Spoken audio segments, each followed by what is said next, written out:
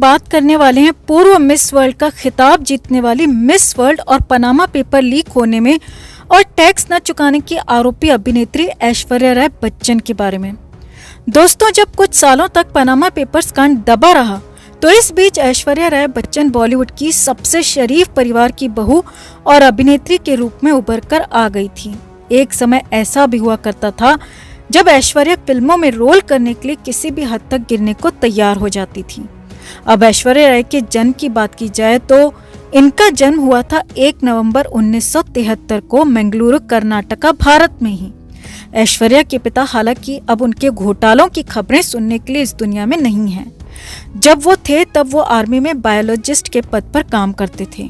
उनकी माता जी आज भी एक हाउसवाइफ हैं। ऐश्वर्या का एक बड़ा भाई भी है जिसका नाम है आदित्य राय, जो कि मर्चेंट नेवी में एक इंजीनियर है। जब ऐश्वर्या राय 11वीं क्लास की पढ़ाई कर रही थी तभी उनका पूरा परिवार मुंबई आकर बस गया था।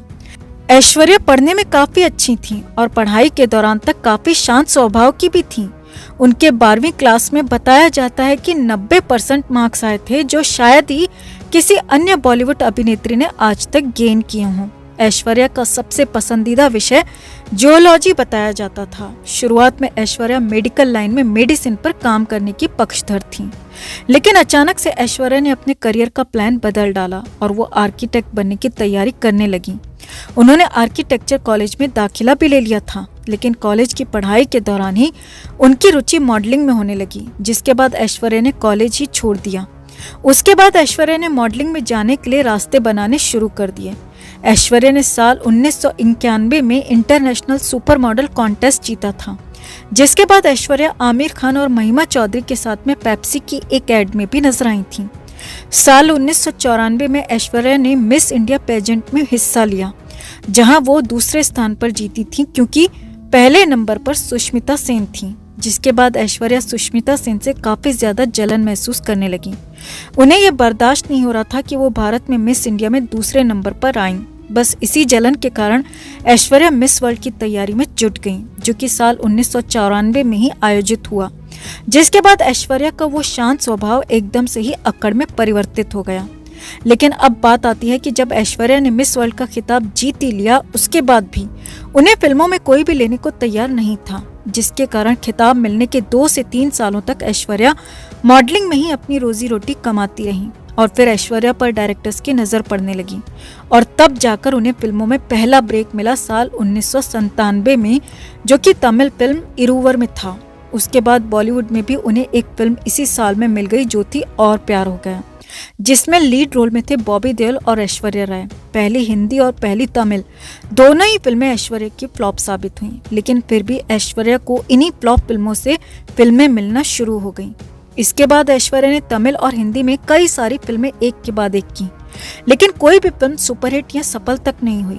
लेकिन साल 1998 में ऐश्वर्या की किस्मत मानो खुल सी गई। उनकी सारी फ्लॉप फिल्मों के बाद एक और पहली फिल्म जो कि हिट हुई वो थी जीन्स, और बॉलीवुड में सफलता मिली साल 1999 में आई फिल्म हम दिल दे चुके सनम से, जो कि अजय देवगन और सलमान खान के साथ थी।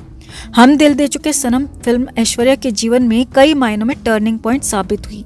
एक तो इस फिल्म ने ऐश्वर्या को बॉलीवुड में स्थापित कर दिया था, और दूसरी और अहम बात जो थी वो ये कि इसी फिल्म के दौरान सलमान खान और ऐश्वर्या की प्रेम कहानी शुरू हुई थी। साल 1999 में ही ऐश्वर्या की एक और फिल्म आती है ताल, जो कि सुभाष घई की मूवी थी।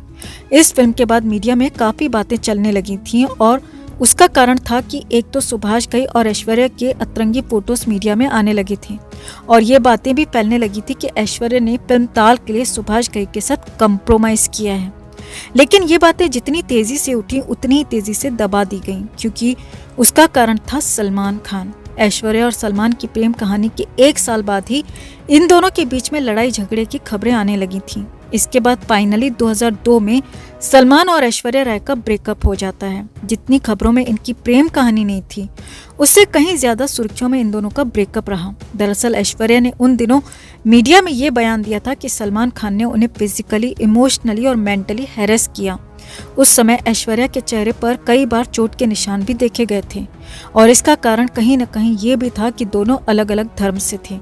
इसीलिए सलमान चाहते थे कि ऐश्वर्या उनसे शादी करके मुस्लिम बन जाएं और फिर वही काम करें जो सलमान उनसे करवाना चाहते हैं। इसीलिए ऐश्वर्या ने सलमान की मानसिकता को समझने में 4 साल का समय लिया और अंततः उनसे ब्रेकअप कर लिया। इसके बाद ऐश्वर्या का चक्कर चलता है विवेक ओबेरॉय के साथ में। विवेक और ऐश्वर्या ने एक फिल्म भी साथ में की, लेकिन अफसोस की बात है कि ऐश्वर्या विवेक के साथ भी सिर्फ 2 साल तक ही रही, क्योंकि ऐश्वर्या के विवेक को छोड़ने की वजह भी सलमान खान ही थे। विवेक ओबेरॉय ने एक प्रेस कॉन्फ्रेंस में खुलासा किया था कि सलमान खान आए दिन ऐश्वर्या और विवेक को जान से मारने की धमकी दिया करते हैं, जिसके बाद उन्हें अपनी जान बचाने के लिए अलग होना पड़ा।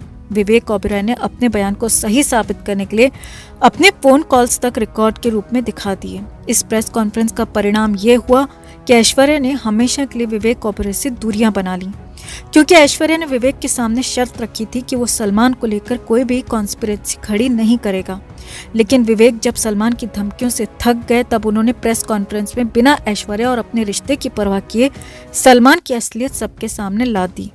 विवेक ऐश्वर्या के पास्ट को भूलकर उनके साथ आगे की जिंदगी जीने के सपने देख रहे थे, जिसके बाद उस प्रेस कॉन्फ्रेंस के बाद आए रिएक्शन से विवेक पूरी तरह से टूट गए।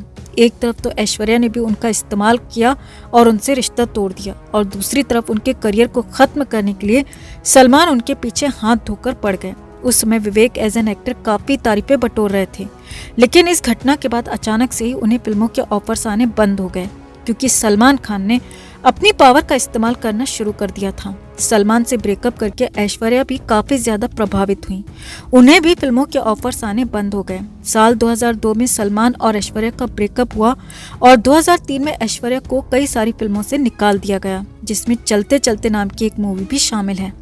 इस फिल्म में शाहरुख खान के अपोजिट ऐश्वर्या को रिप्लेस करके रानी मुखर्जी को लिया गया। साल 2004 और 2005 के बाद ऐश्वर्या और अभिषेक बच्चन का अफेयर शुरू हुआ, जो कि 2007 में डिस्क्लोज भी कर दिया गया, क्योंकि 2007 में ही दोनों ने शादी भी कर ली। ऐश्वर्या राय ने अपने जीवन में इतनी फिल्में नहीं की हैं जितनी उनकी जिंदगी में कंट्रोवर्सीज रही हैं और आज भी हैं।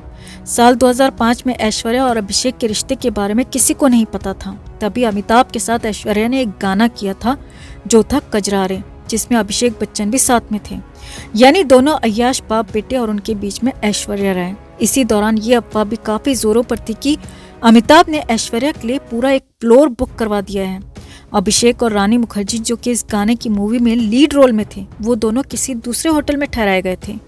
पूरे फ्लोर को बुक करने के पीछे सच्चाई क्या है, ये तो दोस्तों ऐश्वर्या और अमिताभ ही बेहतर तरीके से जानते हैं और वही बता सकते हैं। लेकिन बॉलीवुड में किसी भी रिश्ते पर भरोसा नहीं किया जा सकता, ये भी एक सच्चाई है। वैसे दोस्तों 2005 में ये दोनों ससुर और बहू नहीं थे, और आपके बिग बी अमिताभ बाबा कितने बड़े वुमेनाइजर हैं ये भी सभी को पता है। वैसे ऐश का अमिताभ जैसे बड़े घर की बहू बनना भी कोई इत्तेफाक नहीं है। दरअसल विवेक से ब्रेकअप के बाद में और सलमान खान की घटिया हरकतों के कारण ऐश्वर्या का करियर पूरी तरह से बर्बादी की कगार पर पहुंच गया था। उन्हें किसी बड़े कलाकार का साथ चाहिए था ऊपर उठने के लिए। उसके लिए ऐश अपना नाम किसी बड़े घराने से जोड़ना चाहती थी, ताकि अपना जो भविष्य है उसको वो सिक्योर कर सकें। खान सरनेम से घर बसाने का उनके पास कोई जुगाड़ बचा नहीं था, और कपूर खानदान में भी उस समय कोई ऐसा बैचलर नौजवान नहीं था। इसीलिए बच्चन परिवार को ही अपना मोहरा बना लिया, जो इंडस्ट्री में काफी ज्यादा रुतबा भी रखता था, और घर में उसके जवान लड़का भी मौजूद था। साल 2007 में अभिषेक से शादी कर ली और अभिषेक समेत पूरे घर पर अपना कंट्रोल करने लग गई। अभिषेक जब भी कोई मूवी या वेब सीरीज में काम करते तो उनके कॉन्ट्रैक्ट में एक एक्स्ट्रा क्लॉज होता है, जिसमें ये मेंशन होता है कि ऑन स्क्रीन वो किसी भी हीरोइन के साथ में किसी भी प्रकार का इंटीमेट सीन नहीं देंगे। और ये जो क्लॉज है इसे ऐश्वर्या ने अपनी शादी के बाद कॉन्ट्रैक्ट में ऐड करवाया है। इस कारण भी अभिषेक बच्चन को कोई भी डायरेक्टर अपनी फिल्मों में कास्ट नहीं करता। लेकिन अगर ऐश्वर्या के फिल्मी करियर की बात की जाए तो ऐश्वर्या ने धूम 2 में जमकर ऋतिक रोशन के साथ में किसिंग सीन्स दिए थे, जबकि वो धूम 2 के दौरान अभिषेक बच्चन के साथ में रिलेशन में थी, क्योंकि ये फिल्म साल 2006 में आई थी। धूम 2 में ऋतिक रोशन के साथ में किसिंग सीन्स को लेकर भी काफी ज्यादा बवंडर खड़ा हुआ था, और वो बवंडर खड़ा करने वाली थी अभिषेक बच्चन की फैमिली, क्योंकि उन्होंने ऐश्वर्या के इस सीन पर काफी आपत्ति जताई थी। कहा दोस्तों ये भी जाता है कि बच्चन फैमिली ने इस सीन को हटवाने के लिए यशराज बैनर से संपर्क भी किया था। ऐसा ही बवंडर हुआ था ए दिल है मुश्किल के दौरान, जब ऐश्वर्या ने अपने से 10 साल छोटे रणबीर कपूर के साथ इंटीमेट सीन्स दिए थे, वो भी शादी और एक 7 साल की बच्ची के होते हुए। इस सीन को लेकर भी बच्चन परिवार ने काफी तांडव किया था और ऐश्वर्या की आलोचना भी की गई थी। लेकिन बताया जाता है कि इस सीन के दौरान खुद ऐश्वर्या ने अपनी रजामंदी दी थी कि वो अब फिर से फिल्मों में वापस आना चाहती हैं और हर तरह के रोल करना चाहती हैं, फिर चाहे वो सब कुछ उनके साथ असलियत में ही क्यों ना हो रहा हो। लेकिन जिस भी फिल्म में वो काम करेंगी वो फिल्म बस हर हाल में हिट होनी चाहिए, क्योंकि बाकी साथ की अभिनेत्रियों को देखकर ऐश्वर्या शादी के बाद, जो कि बॉलीवुड की दुनिया से गायब हो चुकी थी, अब खुद को लीड रोल में जमाना चाहती थी। इसके लिए वो ताल मूवी की तरह कुछ भी करने को तैयार थी। रणबीर कपूर के साथ में जिस तरह ऐश्वर्या बच्चन ने सीन्स दिए थे, वो भी अभिषेक बच्चन को बिना बताए। उस समय बच्चन परिवार में काफी तहलका मचा था। उसी समय मीडिया में खबरें चली थी कि अभिषेक बच्चन ऐश्वर्या राय से तलाक लेने वाले हैं, लेकिन फिर धीरे धीरे ये जो मामला था पूरी तरह से शांत हो गया। वैसे दोस्तों, ऐ दिल है मुश्किल फिल्म के दौरान बच्चन परिवार ने अपनी पावर का इस्तेमाल करके करण जौहर से इन सीन्स को हटवाने के लिए भी कहा था, लेकिन करण जौहर ठहरा एक चुगलखोर औरत। उसे तो आग लगाने में बहुत मजा आता है। उसने ये बातें ऐश्वर्या को बता दी, जिसके बाद ऐश्वर्या ने बच्चन परिवार को काफी लताड़ा था। इधर ऐश्वर्या के समर्थन से करण जौहर ने फिल्म के इंटीमेट सीन्स को किसी भी हाल में डिलीट नहीं किया। वैसे दोस्तों, इस चुगलखोर औरत करण जौहर के द्वारा सीन्स डिलीट करने का मतलब बनता भी नहीं था, क्योंकि ऐश्वर्या ने सारे सीन्स बाकायदा अपनी मर्जी से दिए थे, और वो भी खुद कहकर। वैसे दोस्तों, इस फिल्म के बाद ऐश्वर्या राय को अभी तक ना तो कोई फिल्म और ना ही कोई एड ऑफर की गई है। सिर्फ फन खान में अनिल कपूर और राजकुमार राव के साथ थोड़ी देर के लिए नजर आई थी। इन सब के पीछे भी बच्चन परिवार का हाथ बताया जाता है कि हिट फिल्म देने के बाद भी इसे किसी ने कोई फिल्म ऑफर नहीं की। इसके अलावा 2009 में ऐश्वर्या राय को पद्मश्री अवार्ड से भी नवाजा गया। अब ये अवार्ड इसे क्यों दिया गया था, इसे प्रतिभा पाटिल जी ही बता सकती हैं। वैसे दोस्तों, पद्मश्री अवार्ड कला के क्षेत्र में उल्लेखनीय कार्य करने के लिए ही दिया जाता है, लेकिन ऐश्वर्या ने एक्टिंग के मामले में, एक्टिंग फील्ड में ऐसे कौन से झंडे गाड़े हैं। हमें तो व्यक्तिगत रूप से इसकी फिल्में देखने के बाद ऐसी कोई विशेष बात नजर नहीं आई, लेकिन हो सकता है अवार्ड देने वालों ने पर्सनली ऐश्वर्या की एक्टिंग देखी होगी, तब जाकर अवार्ड दिया हो। वैसे हर किसी में कोई न कोई खूबी तो होती ही है, ऐश्वर्या में भी होगी, जो उन लोगों को ही दिखाई दी है, तभी तो उन्होंने इसे इतना बड़ा अवार्ड दे डाला। ऐश्वर्या राय एक अति महत्वाकांक्षी महिला हैं, जो आज भी हर कीमत पर सफलता चाहती हैं, लाइमलाइट में बने रहना चाहती हैं, लेकिन शादी के बंधन में और बड़े खानदान की बहू बनने के चक्कर में शायद रुकी हुई हैं।